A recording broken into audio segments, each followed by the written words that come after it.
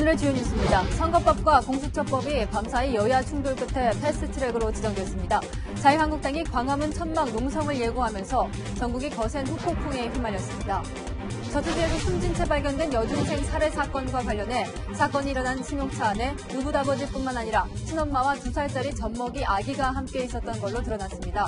숨진 여중생은 2주 전 의붓아버지로부터 성폭행 당한 사실을 신고하고 신변 보호 요청까지 했던 것으로 확인됐습니다. 일본의 아키히토 일왕이 30년 만에 퇴위했습니다. 아키히토 일왕은 30년간 행복했다면서 일본과 세계인의 안녕을 기원한다고 말했습니다. 오늘 자정을 기점으로 일본은 헤이세이 시대에서 레이와 원년으로 넘어갑니다. 이슬람 극단주의 무장세력 IS의 수계 알바그다디가 5년 만에 모습을 드러냈습니다. 부활절 스리랑카 테러가 자신들 소행이라고 주장했습니다. 미국은 우리 돈 290억 원을 현상금으로 걸고 체포에 나섰습니다. LG화학이 SK이노베이션을 상대로 미국에서 소송에 나섰습니다. 전기자동차용 배터리 영업 비밀을 빼갔다는 게 이유입니다. SK이노베이션은 즉각 반박에 나섰습니다. 구급활동 중 취객에게 폭행당한 뒤 숨진 고 강현희 소방경이 위험직무 순직을 인정받았습니다. 앞선 심사에서는 일반 순직으로 인정됐지만 이번 재심 결정으로 더 많은 유종연금과 보상을 받게 됐습니다.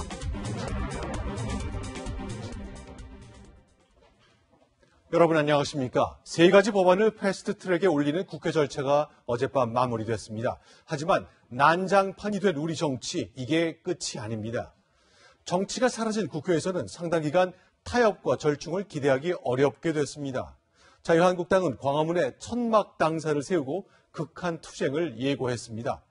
경제가 흔들리고 비핵화 협상이 수렁에 빠진 지금이지만 그토록 두렵다던 또 그토록 섬기겠다던 국민은 여에서건 야에서건 좀처럼 보이지 않습니다. 뉴스에는 어젯밤 국회 상황을 정리하는 것으로 시작하겠습니다.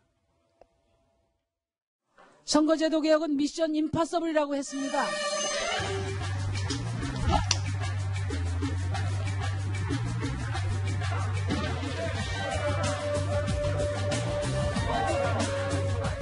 KBA 의원 임재원을 좀 불러주십시오. 우리 당의 사개특 의원이 여기 좀 숨었어요. 근데 피하니까 나오라고 해주세요.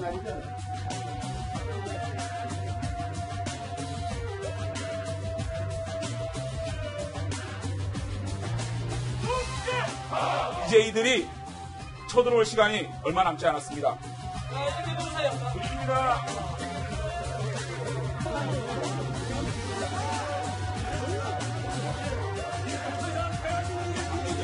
회장도 소개하면서 이렇게 하는 게 민주주의입니까? 왜 못 들어오게 막으셨습니까? 그럼 위원장님. 도주셨다고요? 아니, 못 들어오게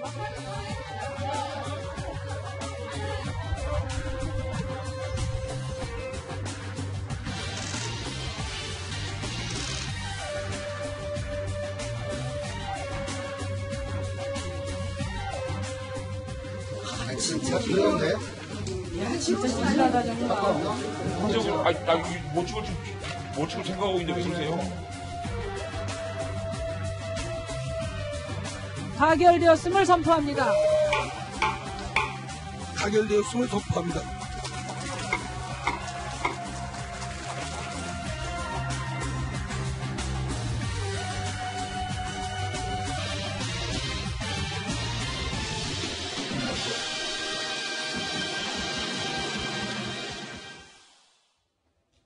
네, 영상 보신 것처럼 우여곡절 끝에 패스트트랙이 마무리되자 여야 모두 여론전에 주력하고 있습니다. 먼저 민주당 이해찬 대표가 확 달라졌습니다. 어제는 자유한국당을 향해서 도둑놈들이라고 불렀지만 오늘은 협치에 나서겠다고 말했습니다. 보도에 최선 기자입니다. 도둑놈들한테 이 국회를 맡길 수가 있겠습니까? 자유한국당을 향해 독소를 날렸던 이해찬 민주당 대표가 패스트트랙 지정이 된 뒤에는 부드러워졌습니다. 자유한국당하고도 논의를 많이 해서 합의해서 처리를 할 수 있도록 당에서도 최대한 노력을 하겠고, 추경 예산 처리 등에서 한국당의 협조가 필요하기 때문입니다. 협치도 강조했습니다. 야당과의 심도 깊은 논의를 통해 원만한 결론을 조속하게 도출할 수 있도록 최선을 다하겠습니다. 정치권의 초당적 노력 너무나 당연합니다. 회의장 배경막도 추경으로 민생 활력, 국민 안전이란 문구로 바꿨습니다. 민생이란 키워드를 선점해 장외로 나가려는 한국당 압박에 나선 겁니다. 청와대는 새 시대가 열렸다고 홍보했습니다. 조국 대통령 민정수석은 SNS에서 유해주의적 타협의 산물이라며 촛불혁명에 참여한 시민들의 요청이 법제화되기 시작하는 것이라고 평가했습니다. 민주당은 다음 달 8일 새 원내 사령탑을 뽑습니다. 꽉 막힌 전국에서 한국당을 설득하고 패스트트랙 법안을 원활하게 처리하는 건 고스란히 새 원내대표 몫이 됐습니다. 채널A 뉴스 최선입니다. 하지만 자유한국당은 더 싸우겠다고 칼을 갈고 있습니다. 황교안 대표는 나를 하얗게 불태우겠다는 글을 남겼습니다. 이어서 박민우 기자입니다. 문재인 대통령이 국민 앞에 무릎을 꿇는 그날까지 투쟁하고 우리들의 정의로운 민주투쟁에 압박을 하고 겁박을 했습니다. 독재의 폐해를 지금 직접 경험하고 있습니다. 황교안 대표는 민주주의 사막, 좌파 폭정 등의 단어를 써가며 반정부 투쟁을 예고했습니다.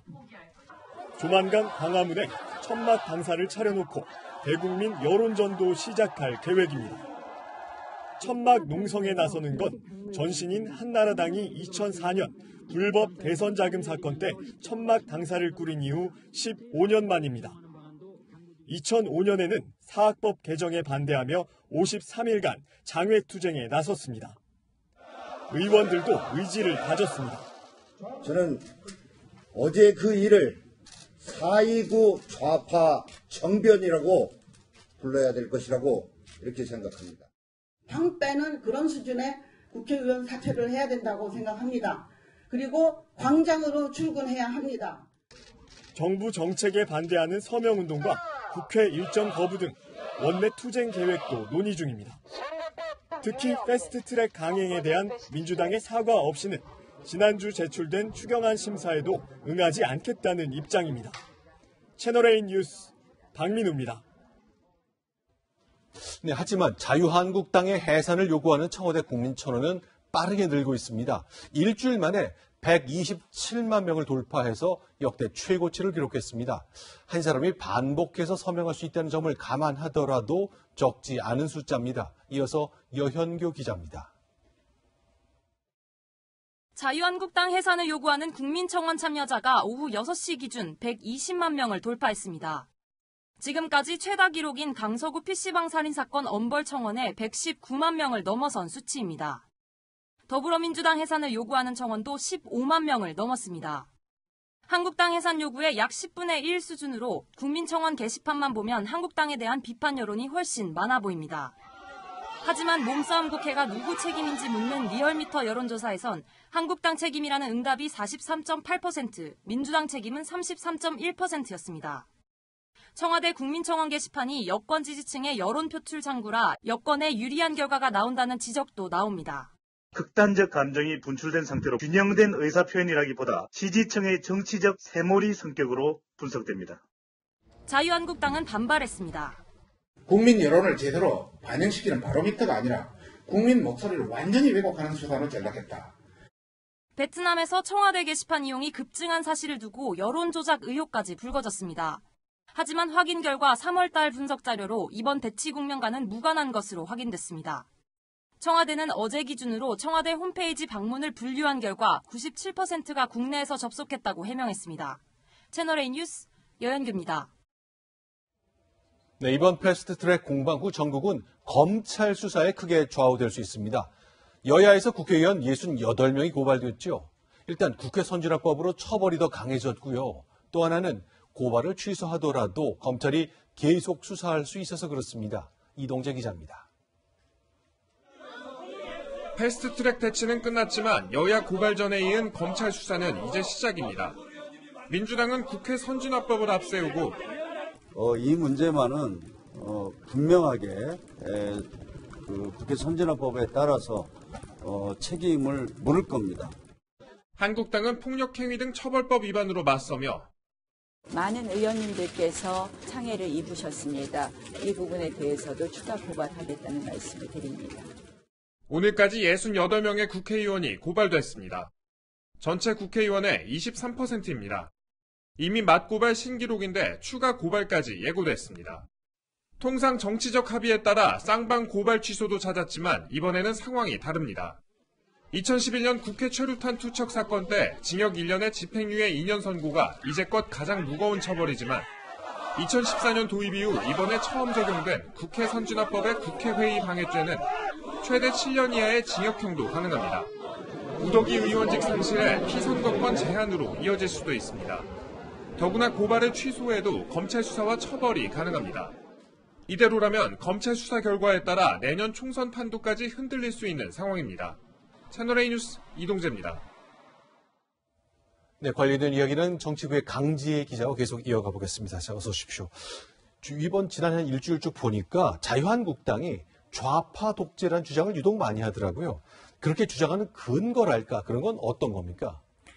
네, 황교안 자유한국당 대표가 답을 말했는데요. 한번 들어보겠습니다. 독재라고 하는 것은 뭐겠습니까?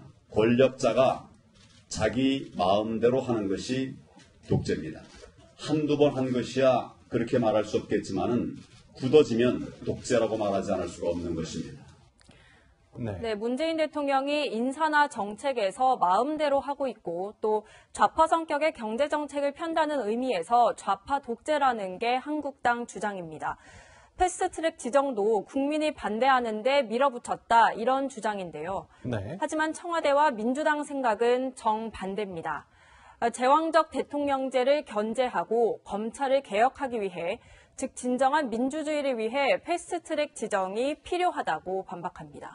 우리를 독재로 묘사해서는 안 된다, 동의할 수 없다 그런 뜻이겠군요. 자, 그렇다면 이제 어젯밤 상황 제가 유독 영상으로 좀 많이 봤는데 과거 제가 국회 취재할 때는 의장석을 점거하거나 의사봉 뺏는 게 많았는데 어제는 그런 게 안 보이네요.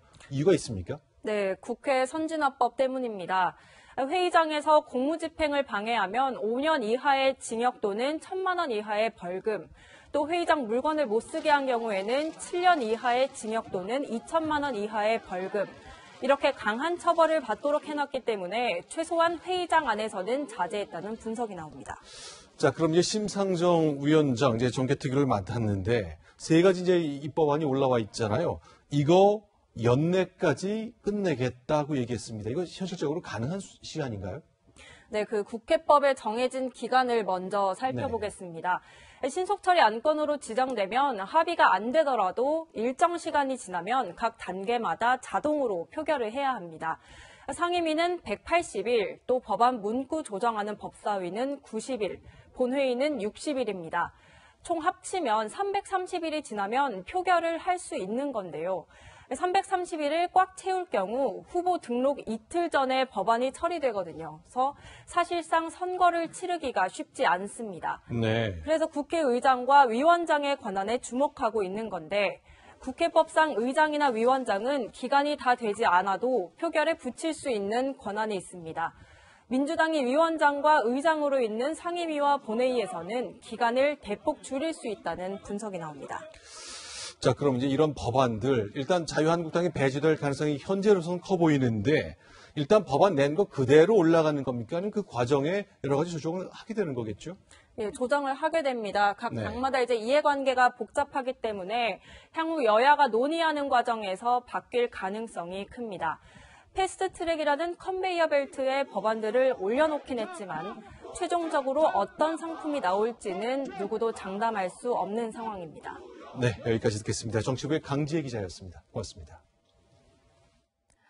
가수 겸 배우 박유천 씨가 어제 마약 투약 혐의를 시인한 데 이어 오늘은 추가 투약 사실까지 드러났습니다.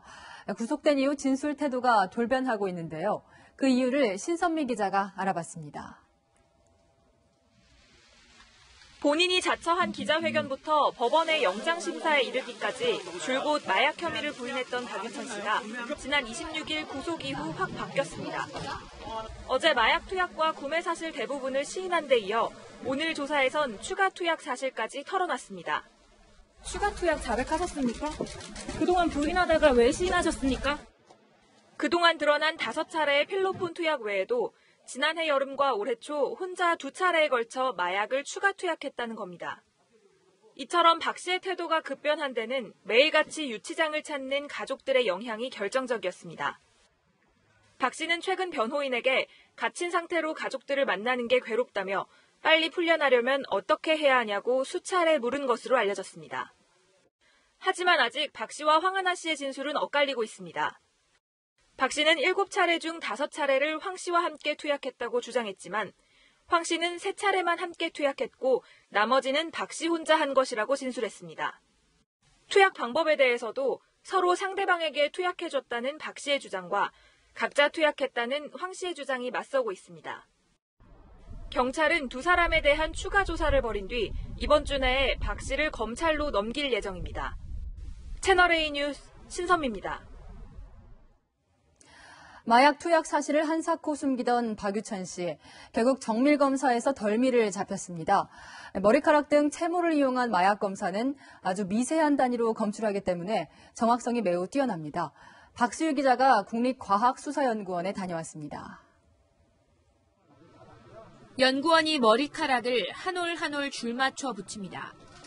이어 3cm 간격으로 자른 뒤 다시 1mm 정도로 작게 조각을 냅니다. 이 모발을 용매에 넣고 원심 분리기로 16시간 돌리면 마약 성분이 검출됩니다. 온몸으로 퍼진 마약 성분은 모세 혈관을 통해 모발에 흡수됩니다. 마약 성분은 모발의 성장과 함께 한 달에 1cm씩 이동하기 때문에 투약 시점도 알 수 있습니다. 다만 극미량이 남아있기 때문에 정확한 검사를 위해서 80올 정도의 머리카락을 사용합니다. 소변 같은 경우는 짧은 시간 내에 이제 모든 게 대사돼서 몸에서 없어지지만 모발은 남아있는 거잖아요. 눈썹이나 다리털 등 500만 개가 넘는 다른 채모도 머리카락처럼 마약 성분을 저장합니다. 그래서 박유천이 다리털에서 발목을 잡힌 겁니다. 요즘에는 1조분의 1인 피코그램 단위로 분석하기 때문에 필로폰, 졸피뎀, 프로포폴 등 거의 모든 종류의 마약을 구분해서 검출할 수 있습니다. 이거는 이제 마약류의 분자량까지도 이제 검출을 하는 거고요. 이거는 국제적으로 인정된 시험법이기 때문에 정확도는 높다고 보시면 됩니다. 국과수 서울분원에 접수되는 하루 마약 관련 의뢰는 지난해 20건에서 올해 50건으로 크게 늘었습니다.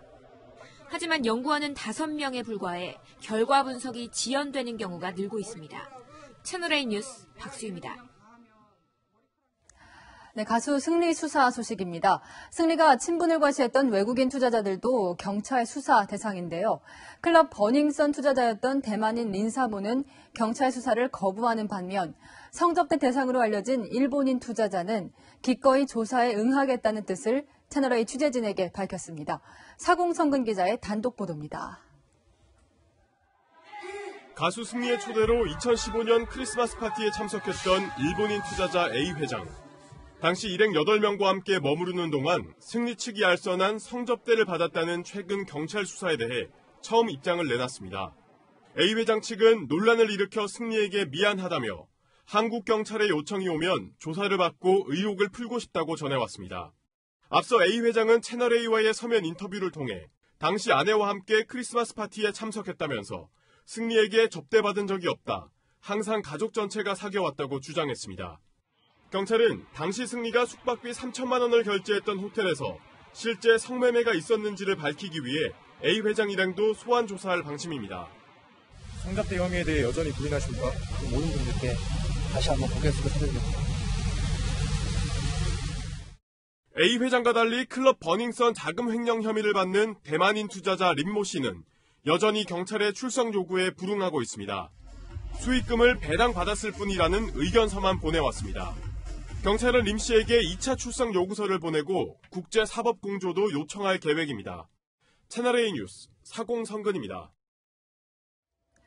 서울 강남 클럽 아레나에서 뇌물을 받은 혐의로 강남구와 서초구청 소속 현직 공무원 6명이 입건됐습니다. 경찰은 오늘 이들의 사무실을 압수수색해 휴대전화 등을 확보했습니다. 10대 여중생 의붓딸을 살해하고 시신을 저수지에 유기한 비정한 의붓아빠 사건 전해드렸습니다. 더욱 충격적인 사실이 드러났습니다. 피해 여중생의 친엄마가 범행 전 과정에 가담했고 딸이 살해되는 장면을 젖먹이 아기와 함께 지켜봤다는 겁니다. 공국진 기자입니다. 머리를 푹 숙인 여성이 경찰 호송 차량에서 내립니다. 의붓아빠 31살 김모 씨에게 살해된 뒤 저수지에 버려진 여중생의 친엄마 39살 유모 씨입니다. 경찰은 유 씨가 김 씨와 공모해 딸을 살해한 것으로 보고 긴급 체포했습니다. 예, 함께 범행을 공모한 사실이 맞습니까? 딸에게 하고 싶은 말씀 없으세요? 미안한 생각 안 드세요? 유 씨는 범행 전 김 씨가 시신에 사용한 녹군과 포대 등을 구입할 때 동행한 사실이 드러났습니다. 차 안에서 김 씨가 여중생을 살해할 때도 옆에서 이를 지켜봤습니다. 특히 이들 사이에서 태어난 2살 배기 젖먹이 아들이 함께 있었던 사실도 확인됐습니다. 범행에 적극 가담한 정황이 드러나고 있지만 유 씨는 혐의를 부인하고 있습니다. 내가 왜 위치하게 가야 돼요? 내가 갔다 와서 너무 힘들 거면 일어나고 있어요. 그래서 사실 얘기하고 경찰은 친엄마 유 씨에 대해서도 살인 혐의로 구속영장을 신청할 방침입니다. 의붓아빠 김 씨에 대한 구속영장 심사는 내일 열립니다. 채널A 뉴스 공국진입니다. 네, 주민들의 잇따른 112 신고에도 막지 못했던 진주 방화 살인 사건에 이어 이번에 참변을 당한 여중생도 수차례 경찰에 도움을 요청했지만 죽음을 피하지 못했습니다. 경찰의 늑장 수사가 희생을 불렀다는 것이 유족의 주장입니다. 정책사회부 이은후 기자와 이 부분 짚어보겠습니다. 네, 경찰이 제대로 수사를 하지 않아 여중생이 살해당하는 것을 막지 못했다는 건데 경찰이 사건 처리를 이 기간 동안 어떻게 한 겁니까? 네, 이번 사건 이 사흘 전인 지난 27일에 일어났습니다. 그런데 18일 전인 이 9일로 한번 돌아가 보겠습니다. 여중생이 자신의 친아빠와 함께 경찰서를 찾아서 이 의붓아빠가 음란 메시지를 보낸다고 신고를 했는데요. 이뿐만이 아니었습니다. 이 사흘 뒤 경찰서를 찾아 성폭행을 당할 뻔했다고 털어놨고 이 14일에는 신변 보호 요청까지 했는데요. 이 살인이 일어나기 한참 전에 이미 이 중대 아동 성범죄 사건이 됐고 이 경찰도 당연히 이를 인지하고 있었던 겁니다. 네, 그럼 이때쯤에는 성범죄 사건 수사가 시작이 된 겁니까? 네, 그렇습니다. 그런데 이 목포경찰서는 여중생을 2차례 조사를 한 뒤 이 사건을 지난 16일 광주지방경찰청으로 넘깁니다.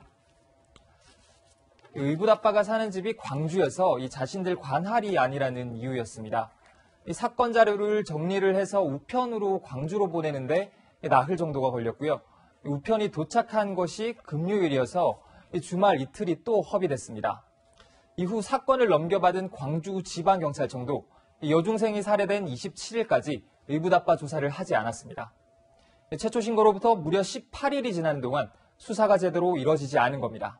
네, 아무리 관할이 있다고 해도 성범죄 사건 같은 경우는 신속한 수사가 정말 중요할 텐데 경찰의 입장은 어떻습니까?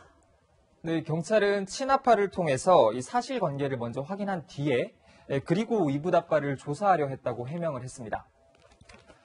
그런데 친아빠와 연락이 안 돼서 수사에 진척이 없었다는 겁니다. 피해자 아버지하고 접촉하려고 우리 나름대로 노력을 하고 있어요. 친구한테 전화를 시도를 했는데 친구하고 연결이 안 됐어요. 경찰 수사가 지지부진한 동안 의붓아빠는 살해 도구를 준비하는 등 범행을 계획하고 있었습니다. 네, 경찰은 의붓아빠가 성범죄 신고를 당한 것 때문에 앙심을 품어서 살해를 한 것으로 보고 있잖아요. 그런데 경찰이 소환을 하지도 않았는데 자신이 신고를 당했다는 것을 어떻게 안 거죠? 사실상 경찰을 통해 알게 된 겁니다. 지난 9일 첫 신고를 받은 경찰이 그날 곧바로 친엄마에게 이런 사실을 알립니다. 사실관계 확인을 위해서였다는데요. 의붓아빠는 친엄마로부터 자신이 신고당했다는 사실을 이렇게 전해 들었습니다. 의붓아빠와 친엄마가 함께 살고 있는 점을 감안을 한다면 경찰이 보다 신중히 접근했어야 하는 것 아니냐는 그런 지적이 나옵니다. 네, 경찰의 이런 부주의 결국 큰 희생으로 이어져 버려 정말 안타깝습니다. 지금까지 정책사회부 이은후 기자였습니다. 다음 소식입니다. 어린이집에 맡겨진 아이의 팔을 꼬집고 바닥에 떨어진 음식을 먹게 한 보육교사가 경찰 수사를 받고 있습니다. 겨우 5살 난 아이가 공부를 못한다는 게 이유였다는데요. 우현기 기자입니다. 보육교사가 5살 난 아이의 오른팔을 꼬집으며 잡아당깁니다. 아이는 손으로 꼬집힌 팔을 감싸줍니다. 결국 아이의 팔에는 빨간 멍이 생겼습니다. 그때는 공부를 못해서 선생님이 그랬다고 하더라고요. 같은 날 어린이집 CCTV에는 아이가 손으로 음식을 먹는 모습도 찍혔습니다. 엄마, 선생님이 바닥에 떨어진 거 주워 먹으라 해서 주워 먹었는데 나 안 돼, 못 가, 무서워, 엄마랑 있을래. 일주일 전부터 어린이집 등원을 멈춘 피해 아동은 선생님이 두려워 다른 어린이집에 가는 것도 거부하고 있습니다. 어린이집은 문제의 보육교사를 해임했지만 잘못을 인정해서가 아니라고 말합니다. 저희가 뭘 잘못을 인정해서가 아니고 그 어머님이 그걸 원하니까 그렇게 한 거예요. 학부모가 이 어린이집의 실질적 운영자로 지목한 인천 남동구 의회 A 의원은 구의회 사무실에도 나오지 않고 해명을 요구하는 채널A의 접촉에도 응하지 않았습니다. 경찰은 30대 여성 보육교사를 아동복지법 위반 혐의로 입건하고 2달치 CCTV 영상을 확보해 추가 아동학대가 있었는지 수사할 계획입니다. 채널A 뉴스 우현기입니다. 은행에 가지 않아도 스마트폰으로 쉽게 송금이 가능해졌죠. 그만큼 송금 실수도 많아져서 엉뚱한 사람에게 보내는 돈이 연간 2,400억 원에 달합니다. 결국 정부가 나섰습니다. 김윤수 기자입니다.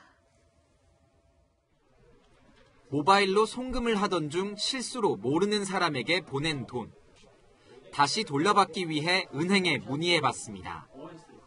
바로 돌려받을 수 있을 거란 기대와 달리 은행도 뾰족한 방법이 없습니다.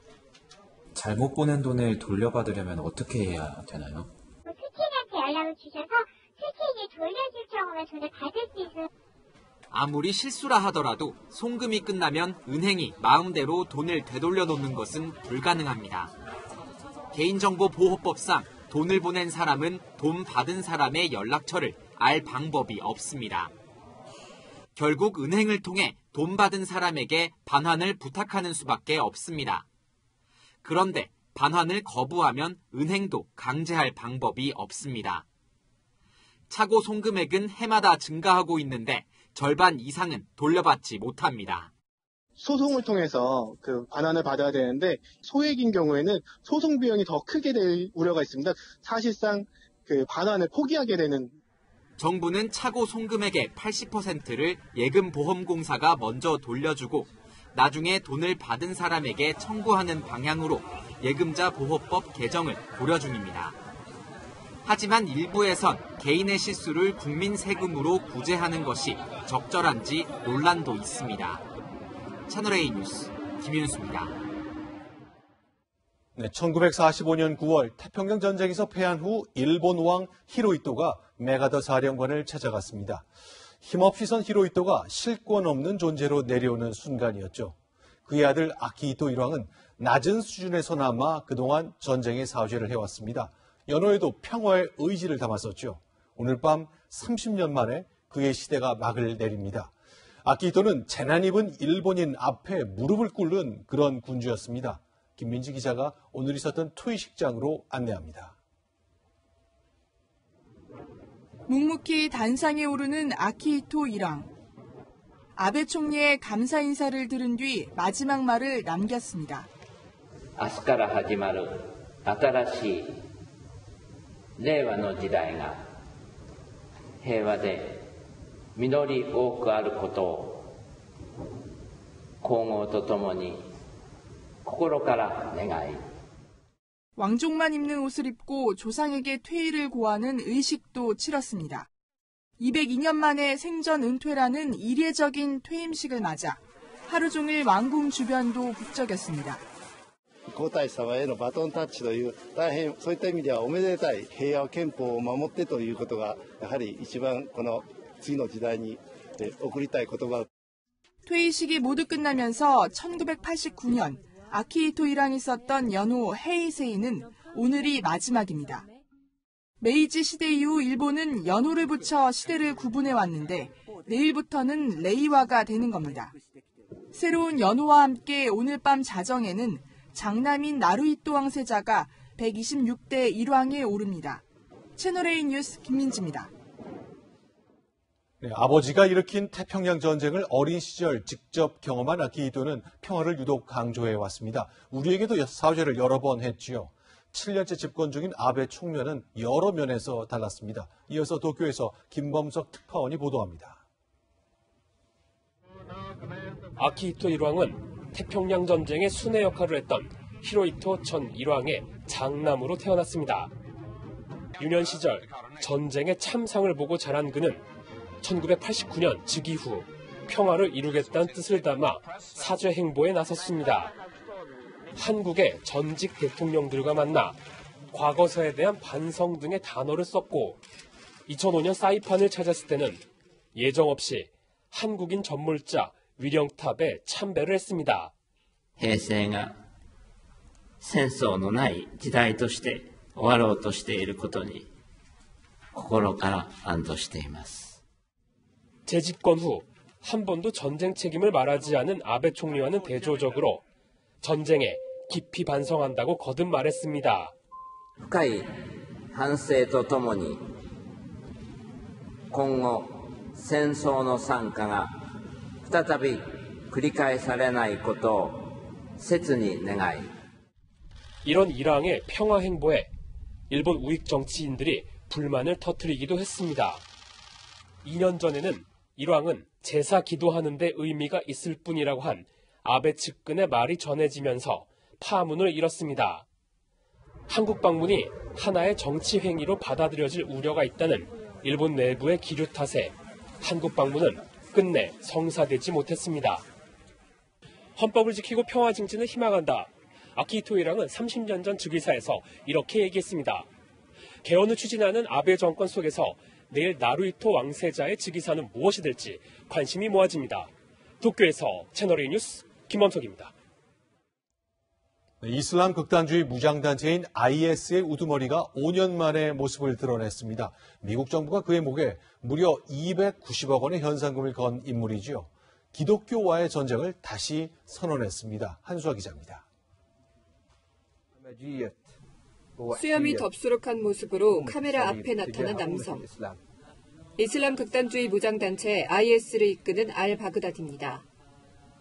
사망설 등 자취를 감췄던 그가 5년 만에 모습을 드러낸 겁니다. لن ينسى إخوانهم هذه التضحيات وهذا البذل وهذا العطاء وسيأخذوا بثأرهم. 스리랑카에서는 부활절 테러로 교회와 호텔 등에서 253명의 희생자가 발생했습니다. 알 바그다디는 현지 시간 어제 18분짜리 영상을 통해 기독교인들에 대한 추가 복수를 예고했습니다. 앞서 트럼프 대통령은 시리아 철군을 발표하며 IS가 사실상 소멸됐다고 호언장담했지만 In 2016, everything read as ISIS. When I took it over, it was a mess. Now, on the bottom, that's the exact same. There is no red. 알 바그다디가 다시 전면에 등장하며 IS가 여전히 배후에서 활동 중이라는 게 입증됐습니다. 미국이 290여억 원의 현상금을 내걸고 체포에 나선 가운데 추가 테러에 대한 우려가 전 세계로 확산되고 있습니다. 채널A 뉴스 한수아입니다. 네, 스페인 주재 북한 대사관 습격을 주도하는 것은 한국계 에이드리언 홍이었죠. 그가 미국 FBI에게 쫓기고 있습니다. 수배 전단지가 공개됐는데 무장한 위험 인물로 묘사됐습니다. 워싱턴에서 김정한 특파원입니다. 무장한 상태이며 위험 인물로 그와 접촉 시 신고하라. 미 당국이 공개한 에이드리언 홍 공개 수배 전단입니다. 키 186cm, 몸무게 약 100kg의 신체 조건과 함께 열정적이라는 의미의 영어 단어가 번호판에 적힌 차량을 운전하는 모습이 마지막으로 목격됐다는 내용도 담겼습니다. 현재 에이드리언 홍은 북한 대사관 습격에 가담한 동료 크리스토퍼 안이 체포된 이후 행적이 묘연한 상태입니다. Well, he certainly fears for his safety. We do have reason to believe that North Korean hit squads have been dispatched to target Mr. Hong and perhaps others. 리 변호사는 국내 한 언론과의 이메일 인터뷰에서 자유조선 측과 접촉했던 북한 대사관 직원들이 관련 행적을 감추기 위해 스페인 수사당국에 거짓말을 했다고도 주장했습니다.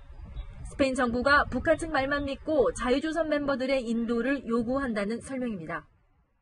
에이드리언 홍에 대한 공개 수배령은 미국 사법당국의 강한 구속 의지를 반영하는 조치입니다. 한때 돌았던 미국 정보당국과 홍 간의 연계설을 전격 차단하려는 포석으로도 해석됩니다. 워싱턴에서 채널A 뉴스 김정한입니다. 삼성전자가 앞으로 10년간 비메모리 반도체 분야에 133조 원을 투자하겠다고 밝혔죠. 문재인 대통령도 취임 후 처음으로 삼성전자 국내 공장을 방문했습니다. 조아라 기자입니다. 문재인 대통령이 이재용 삼성전자 부회장과 함께 시스템 반도체 비전 선포식에 등장합니다. 문 대통령은 2030년까지 비반도체 분야 세계 1위가 되겠다는 삼성의 목표를 격려하며 정부도 적극적으로 돕겠다고 했습니다. 공공 분야에서 2030년까지 2,600만 개, 에너지 분야에서만 2,400억 원 이상 규모의 시스템 반도체 시장을 창출할 것입니다. 문 대통령은 이 부회장과 삼성전자 반도체 라인 건설 현장도 방문해 직원들을 격려했습니다.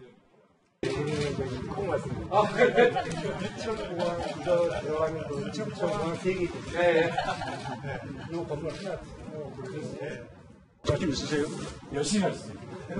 지금까지 해냈듯이 꼭 하겠습니다. 지난해 이 부회장이 삼성 총수가 된 이후 문 대통령과 만난 건 이번이 7번째입니다. 삼성에 직접 힘을 실어줬다는 분석에 대해 청와대는 SK하이닉스, LG전자 등 다른 기업도 참여한 행사라고 선을 그었습니다. 시스템 반도체와 관련해 정부가 중점적으로 추진하겠다는 걸 선포하는 자리라는 겁니다. 새로운 성장 동력이 필요한 삼성과 경제 활성화가 절실한 청와대의 이해관계가 맞아떨어진 것이란 분석이 나옵니다. 채널A 뉴스 조아라입니다. 충전이 안 되는 1차 전지와 달리 충전해서 반복 사용할 수 있는 2차 전지, 전기자동차, 로봇 기술 등 미래 산업에 쓰입니다. 그런데 2차 전지 핵심 기술을 빼갔다며 LG화학이 SK이노베이션을 고소했습니다. 미국 법원까지 갔다는데 왜 그랬을까요? 김남준 기자입니다. LG화학에서 SK이노베이션으로 회사를 옮긴 직원의 입사 지원서입니다. LG 측은 전지 제조의 핵심 기술이 담겼다고 주장합니다.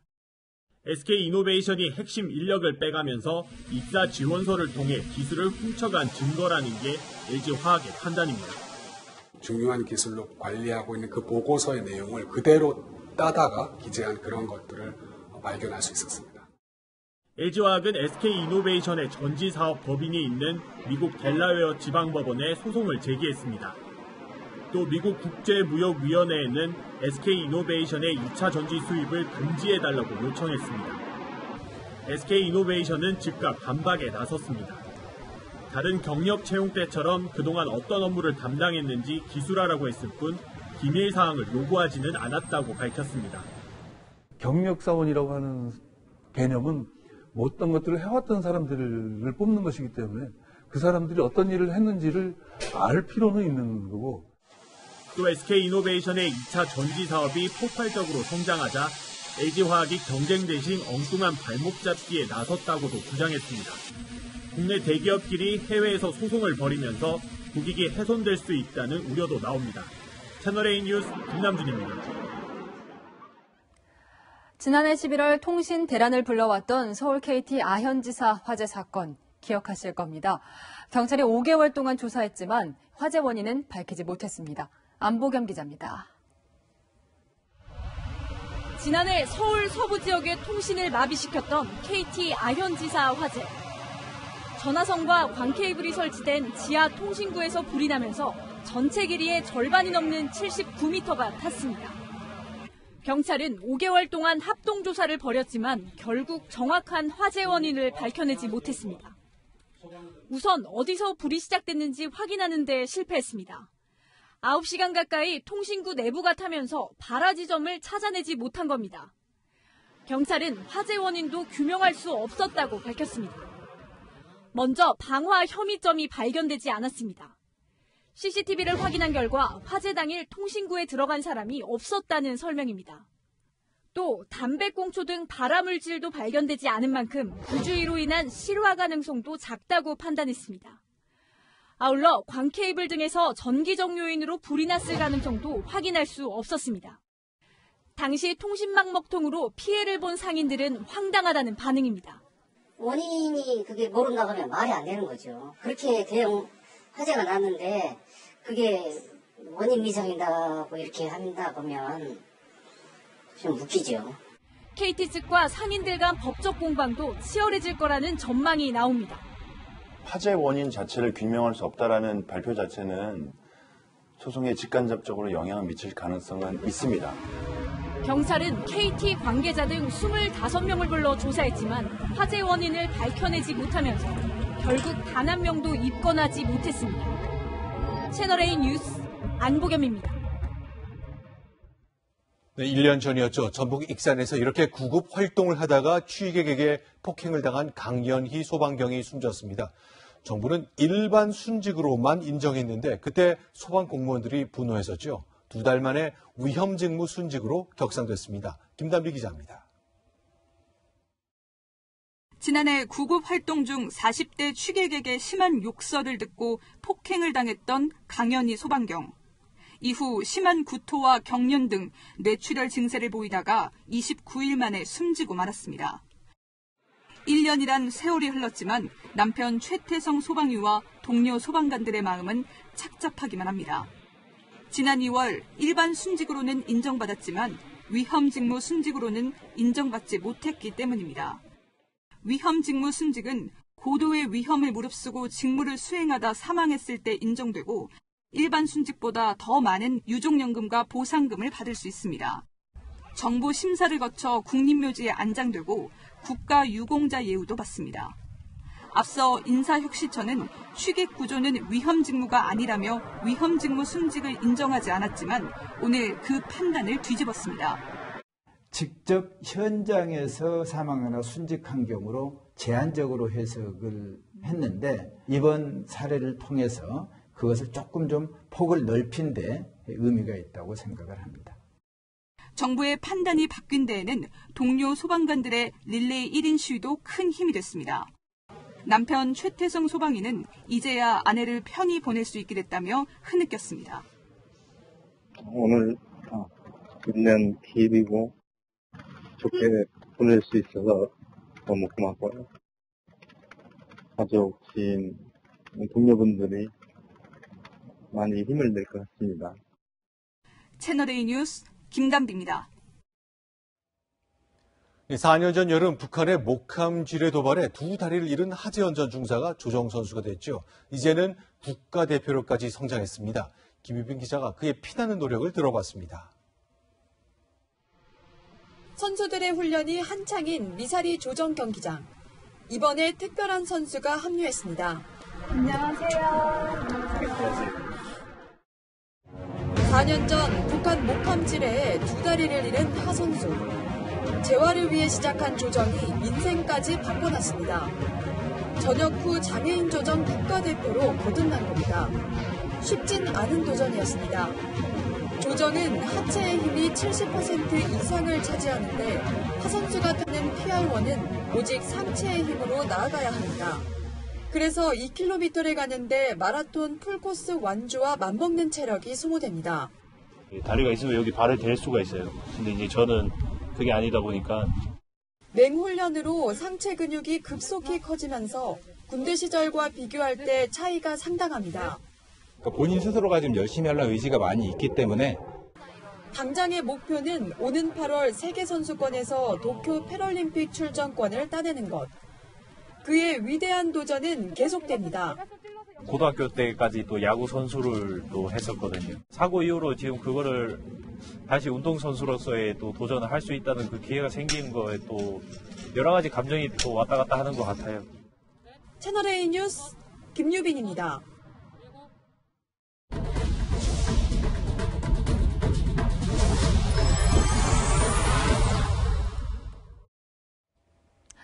몸이 불편한 장애인들은 예쁜 옷을 골라 입는 것도 더욱 어려운데요.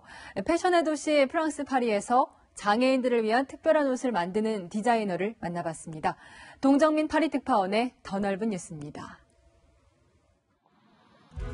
패션 디자이너인 제리 씨가 작업실로 향합니다. 오늘은 특별한 손님이 찾아오는 날입니다. Ça va se faire? Oui.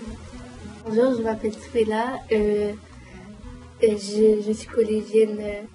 Je suis collégienne et je vis avec un handicap. J'aime bien, c'est joli, c'est pratique. 선천적 장애를 앓고 있는 에트빌라는 휠체어를 탈 때 무릎을 덮을 망토를 사러 왔습니다. C'est parce qu'ailleurs c'est très difficile pour trouver des manteaux, toutes les habits handicap, c'est très dur dans le magasin. Et c'est immense, c'est super, c'est facile, c'est adapté. 제리 씨가 유명 청바지 회사를 그만두고 장애인을 위한 디자이너가 된 것은 3년 전. 아들이 다리를 움직이지 못하게 된 뒤부터입니다. 편리하면서도 예쁜 옷을 직접 만들어 입히기 위해 시작했습니다. Le Forum Parents, c'est donc une partie du site qui est dédiée à l'échange. Tout le monde était là pour nous soutenir et nous aider. Une fois qu'on est sorti de l'hôpital, plus personne. 올해 가을용으로 출시를 준비 중인 청바지입니다. 겉으로 보기엔 일반 청바지와 같지만 단추를 열면 벨크로로 되어 있어 끝까지 쉽게 열 수 있습니다. 다리를 구부리기 힘든 장애인들도 갑족같이 멋진 청바지를 입을 수 있습니다. 목 부분을 넓혀서 쉽게 입고 벗을 수 있게 만든 후드티, 장애인의 특성에 맞춰 어깨선을 내려 만든 티셔츠 등 제리 씨는 비슷한 자녀를 둔 다른 부모들에게 아이디어를 얻어 디자인하고 있습니다. Un problème cardiaque, elle a dû être opérée. Elle ne peut pas porter tous les vêtements non plus qu'elle voudrait parce que elle avait 9 ans, mais elle a appris à accepter son image, à accepter sa différence.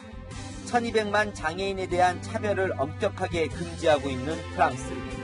모두가 함께 어울려 사는 공동체의 힘은 작은 옷차림에서부터 시작됩니다.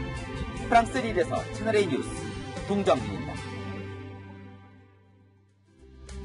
다시 찾아온 봄 기운이 무척 반가운 날이었습니다. 지금 이 사진은 경기도 안성에 피어난 노란 유채꽃밭인데요. 따뜻해진 날씨에 요 며칠 빛을 발하지 못한 봄꽃들도 화사함을 뽐내고 있습니다.